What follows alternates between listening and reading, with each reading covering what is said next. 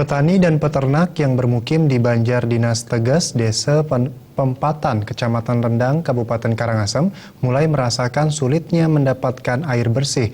Kesulitan itu membuat calon Bupati Karangasem, Iwayan Sudirte, prihatin sehingga langsung memberikan bantuan air bersih. Musim kemarau berkepanjangan membuat petani dan peternak di Banjar Tegas, Kecamatan Rendang, Kabupaten Karangasem mengalami kesulitan air.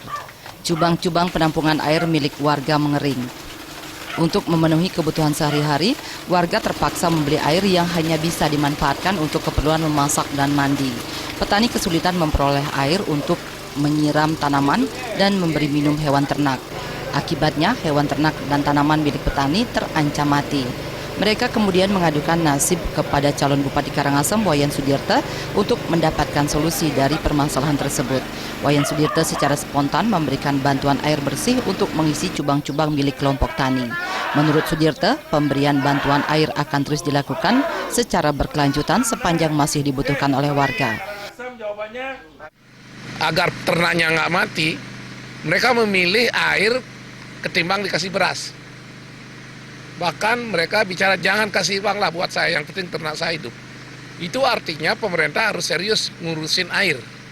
Karena air bagi mereka soal kehidupan. Kehidupan dirinya, kehidupan ternaknya, dan lain-lain. Sekedar untuk memasak saja sekarang sudah masalah.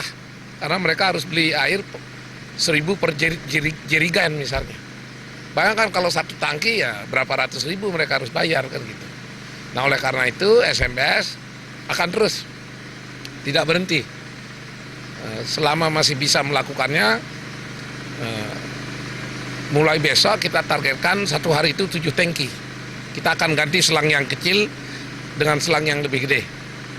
Sehingga dengan demikian mudah-mudahan bisa menolong meringankan beban masyarakat.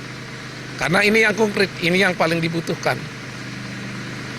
Mudah-mudahan ada manfaat program SMS ini sehingga mereka sadar bahwa SMS membuat program yang benar-benar nyata, konkret, dan berguna, bisa dinikmati langsung. Bantuan air bersih yang disalurkan oleh Sudirte disambut gembira kelompok petani dan peternak di Banjar Dinas Tegas, Desa Pempatan Rendang. Bantuan tersebut dimanfaatkan untuk keperluan memasak dan minum hewan ternak mereka.